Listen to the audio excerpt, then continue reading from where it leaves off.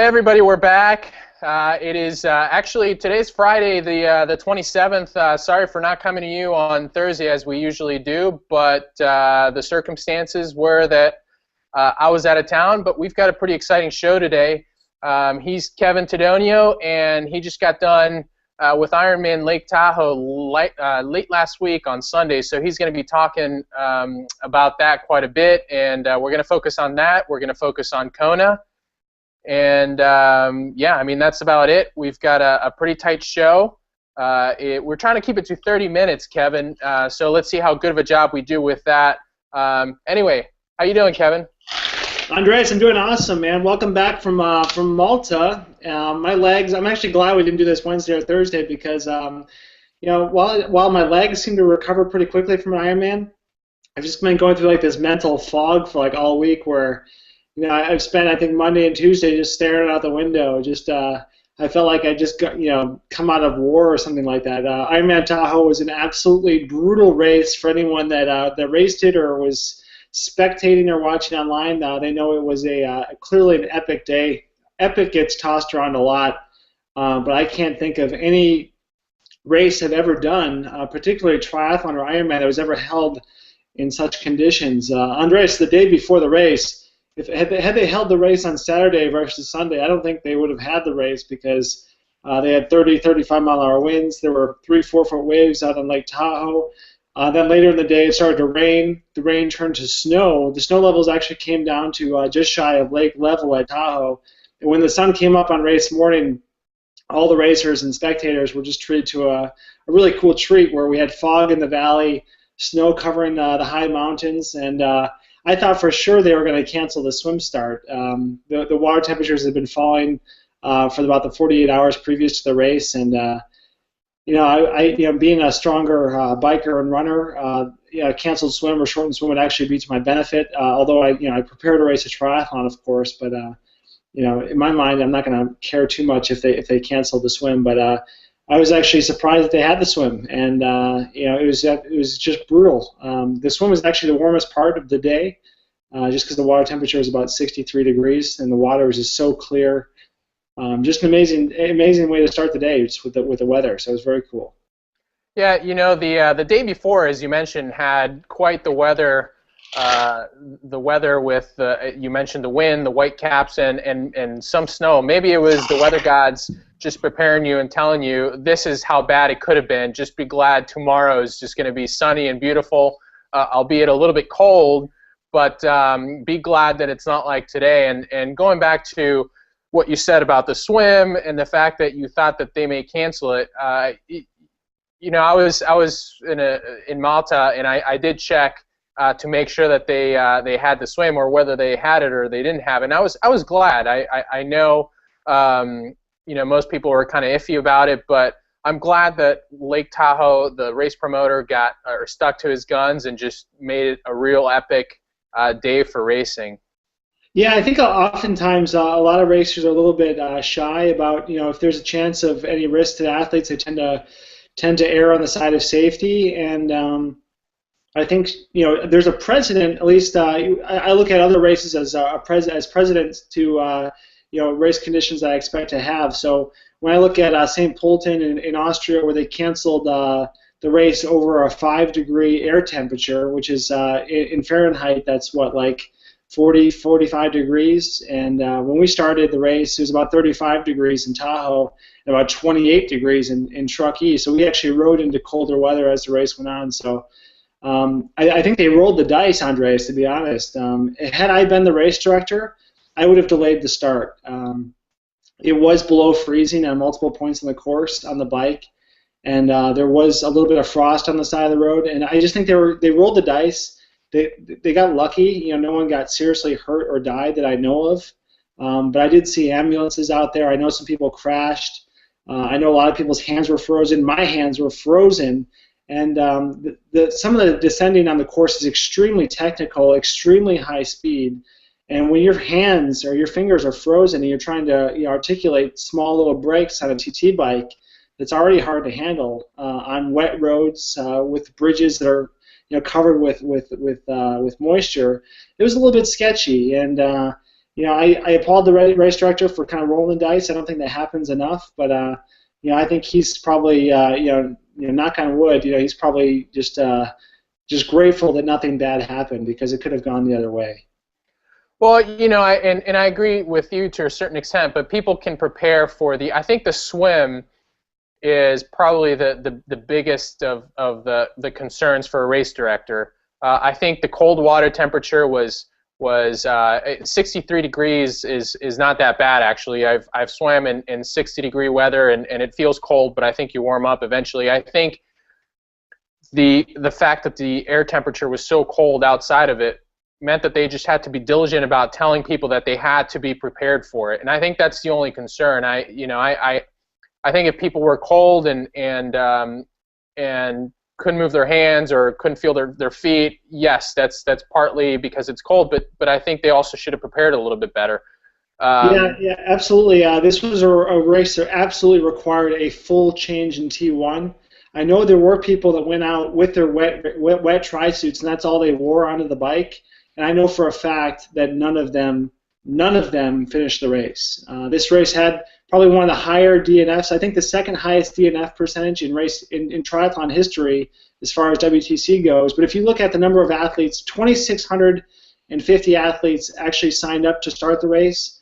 I think a lot of people showed up on race morning and just said, forget it, I'm not getting in the water. So only 2,100 people actually got in the water. Only 1,700 finished. So 20% dropout rate combined with a 25% rate of people that just didn't even get in the water. So a huge percentage of people didn't finish this race. I read that it was about 500 people that did not show up to the start, whether they didn't show up to Lake Tahoe in general or they just didn't get in the water the morning of. Who knows? But it is next to St. George, that really crazy race, which I believe you were also a part of. In 2012, I think it was the last time that it was held as a full distance. It's the second most DNF race, and I'm kind of glad. I think the popularity of the race is going to go up. I really think, I don't know if they've even opened it up for next year, but I think people are going to look at it as, you want to be a badass and you want to do a real tough Ironman. You want to really say that you can finish, the toughest of the toughest in North America. That's what you're going to have to do. That's where you're going to have to go. So I think that's pretty cool. Yeah, I think our one-time guest of the show, Halvard Berg from Norway, he was saying he likens Ironman to soft man. So I think he's going to have to eat some of his words after Ironman Tahoe because it was a tough race. I've done a lot of tough races. I've done that race you mentioned in St. George in 2012 when they had the 50-mile-an-hour winds on the swim, and it was a tough day.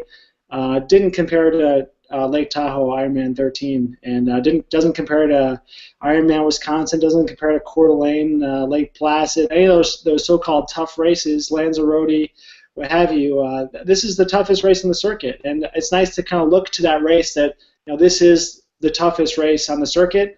This is the standard which other races are judged against. It's not going to be the fastest. You're not going to have a PR on the swim, the bike, or the run, most likely. But when you finish, you're going to be amongst some pretty good peers. Well, let's. How about we move on and we talk a little bit about your race more specifically, and perhaps you can run us through what you were going through, starting with the pre-race, and then we'll go from there. But how was pre-race like? You were talking to me a little bit about before we went on the air, and why don't you tell us a little bit more about how that went? Well, while this is a great venue to actually race, it actually is a little bit difficult logistically because T1 and T2 are split. So I was staying near the finish line in Squaw Valley, so I had about a 30-minute drive with no traffic, drive to the race start. And I give myself an hour thinking, okay, well, I can have a little bit of my breakfast in the car, I can relax in the car, and an hour should be more than enough time to go 20 miles. So, that hour drive ended up taking more like an hour and a half. And by the time I got close to the race start, I was thinking, I only have about 30, 35 minutes before the race starts. But in the back of my head, I was still thinking, swim's probably going to get canceled. We saw frost on our car. There was ice on our car in Squaw Valley. There was frost on the road. I was thinking they have to delay the start, surely. But when I pull up to the race start, Andreas, I freaked out because I look at the pro racks and there's no one there.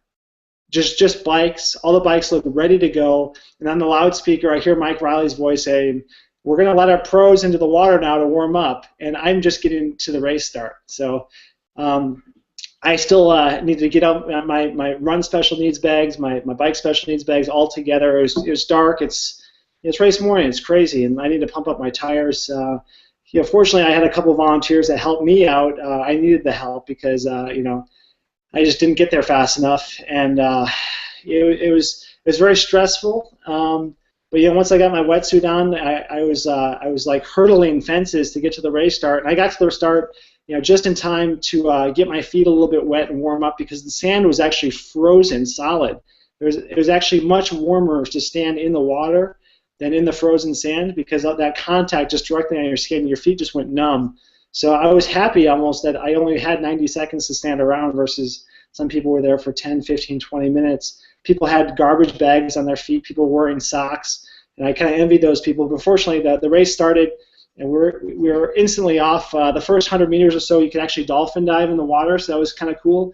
And the water in Tahoe is as clear as any water I've ever swam in. So it was very cool. You could actually see the bottom for almost the entire course. Even up to 90 feet, you could still see the bottom. So it was very cool. There was a layer of fog that went about 10, 15 feet up in the air. It was very, very dense fog in some sections. So I had the thought in my mind, well, I could actually just swim to the middle of the course and just hide in the fog, wait for the second lap to come around, and then just jump out with on the tail end of the pro pack. I obviously didn't do that, but I'm not going to lie, that thought did cross my mind. On the start of the second lap, Dee Griesbauer led the women's way with a 55-minute swim.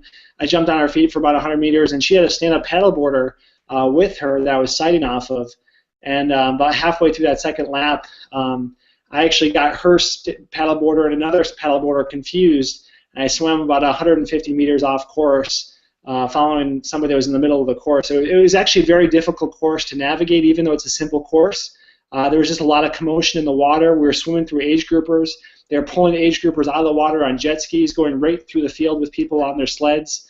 And with all the people on stand-up paddleboards and the fog, it was very, very difficult to sight. So I think that's why we saw a lot slower times than usual. I don't think it was necessarily the altitude, but the pro men swam, mid-51s, and that's, Romain Guillaume is a great swimmer. So is Joe Gambles, Mike Twelsick. These guys routinely swim 48 minutes. They swam about 3 minutes slower than usual. And the women's times, only one woman was swam under an hour one. So I think it was a slow course. It was hard to navigate. Coming through the age groupers, it's just like chaos. It's like trying to swim through like a river full of salmon. You got people swimming perpendicular to the race course, having no idea where they're sighting. You got people just floating up and down, wondering what the hell's going on. So swimming through the back end of the age group field is always a little bit interesting. So, but onto the bike, it was. Go ahead. Yeah, no. I was just gonna say that that you mentioned the altitude. It didn't seem like it affected you. So that was good. And then after swimming that long in the water that was about 63 degrees, you got out. You got into T1 to get ready for the bike, which you'll talk about in a second. You really had to put some thought into this. So how did T1 and the bike shape out? Well, first, it's interesting to note that the T1 tent volunteers are actually the hardest volunteers to place of all the volunteers in Ironman. I think for good reason, because you come out of the water, you strip down basically naked. I was buck naked, and you got volunteers at about crotch level putting on your socks and your shoes, and so they're dealing with some pretty unpleasant sites all day long, and they were very helpful. I put on two Santini base layers, just kind of like a regular tight Santini like synthetic base layer, not wool, but just a tight-fitting under layer, and I wore that under a full-length time trial suit. So a time trial suit that probably could be worn up to like 80, 90 degrees. I was still expecting to get a little bit of protection from just the wind with that, and my body was fine. I think I definitely had the most aero kit on. I tried not to make a highlight of the fact before the race I was going to be wearing a time trial suit because I knew I had an advantage there. A lot of people were running out and buying mittens and jackets and vests, and I just wanted to be as slick and as aero as possible, just take care of the hands and the feet. And that's all I really needed. Had I gone back, I probably wouldn't have worn the time trial suit just because it took a little bit too long to put on. Maybe getting like a half-length time trial suit would be a little bit better. But definitely needed to put on dry clothes. That's a given. Anybody I saw that put on a wet tri-suit didn't finish. I think there were a couple of pros that did it, but they actually wore jackets, full-length jackets over that, so they were able to get away with that. But the bike. In terms of the course, your bike time, I believe, was a 5:05. As I look at the results, which I want to say was still pretty close to the fastest biker. I mean, they barely cracked 5 hours. At 4:55, I think it was like Chris McDonald was the guy who who had the fastest bike. But the course was fairly hilly. It was a 2-loop course. So run us through that for a little bit. Yeah, 2.5-loop course. There is one hill outside of the main hill section called Dollar Hill. It's about a mile long. That's just enough to get your heart rate up, kind of get your descending going. But it's a general flat for the first 30 miles or so. Into Truckee, you get onto like a little single-lane bike path that's a no-path zone. That's always annoying when you go from 30 miles an hour to 5 miles an hour behind an age group on the second lap. But so it's mostly flat until you hit the two main hills on the course are what they call the North Star Marty's Camp Climb and then Brockway Summit. And the Marty's Camp Climb was the big unknown. We had heard stories. I had heard stories about it being 10, 12% grade and being a very difficult 1,200, 1,500 foot climb. But the day before the race, they allowed us to drive out on the course and check it out. So I went out there with my dad. We drove up to the top, and they actually wouldn't allow us to drive all the way up the hill. So what I saw, they basically said this was the top of the hill,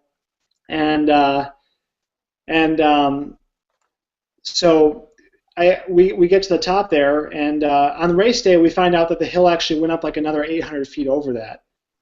So not being able to see 800 feet that we have to hit twice. So the race was actually published that they said it was going to be about 5,600 feet of climbing, and I think it's pretty well established for anybody that had a Garmin or an SRM or something with an altimeter on it that the total climbing was more like 7,500 feet. So just about as hilly as any course on the circuit. Yeah, and combine that with the altitude, it makes for a very tough course. I did see a couple of threads on Slow Twits from a couple of people that got to ride the course through the area that you weren't allowed to check out prior to the race, and they all had similar things to say about the elevation change. So SRM is pretty accurate. If you had a PC7 as part of your setup, I know you use SRM, it probably was fairly accurate in terms of the altitude. Garmin tends to be a little bit more off. You could have two Garmins on the same bike and they'll read differently. But so coming off of the bike, T2, run us through T2 and also how the run shaped out. Yeah, so I had a little bit of a mechanical issue on my bike on the second lap. I think I lost about 5 minutes on the second lap just trying to figure out what was making. I had some noise on my bike. Once I cleared that up, coming in towards town, I was riding with Rob Oosterberg from Belgium. He's the world reigning duathlon champion, just won Zofingen, the duathlon race over in Europe, the biggest duathlon race in the world. So I knew he was a strong cyclist. I figured he was a good runner too.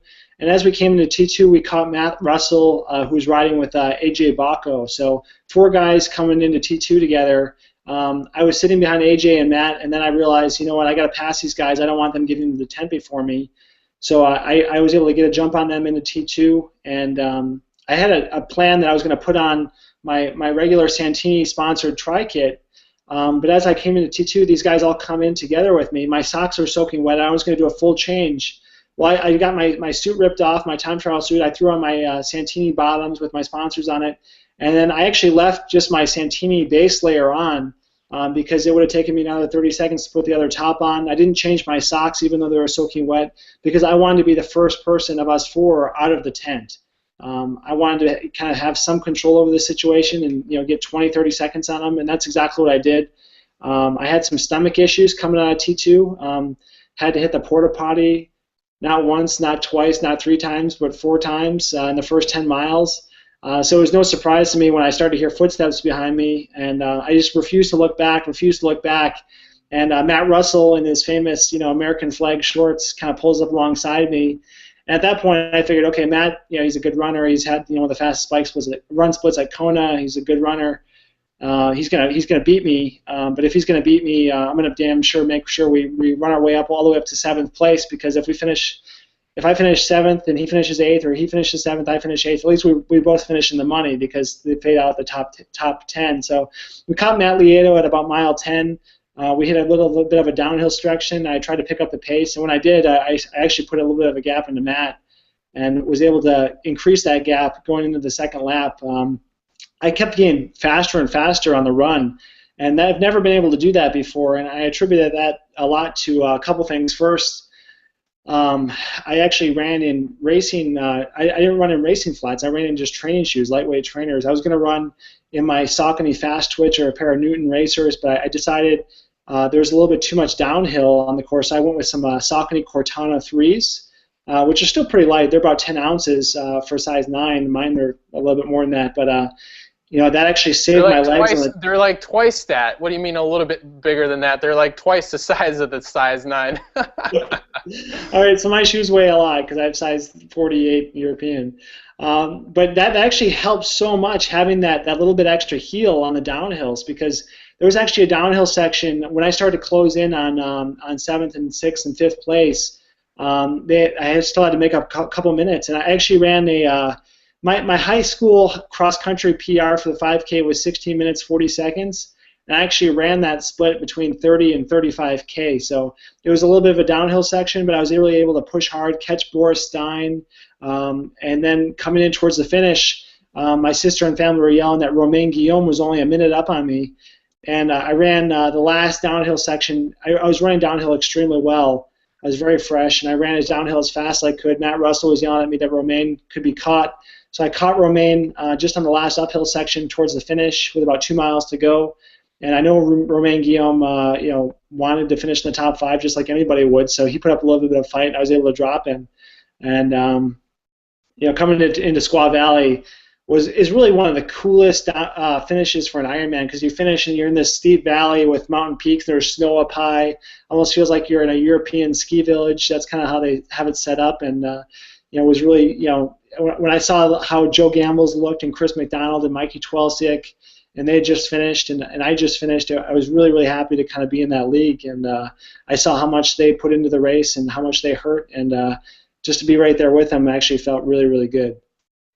Well, it sounds like you're very pleased with the race. I think the fact that had you taken the swim out, it still wouldn't have meant that you would have placed first, and yeah, it would have meant that you would have placed a couple of spots higher, but I think it would have been a little bit harder to take had you been the fastest time without a swim. It is triathlon though, so it sounds like you're pretty happy. I think that you probably agree a little bit in that these tougher races probably suit you quite a bit better than maybe like a Ironman Florida type of race where you have to really gut it out and just kind of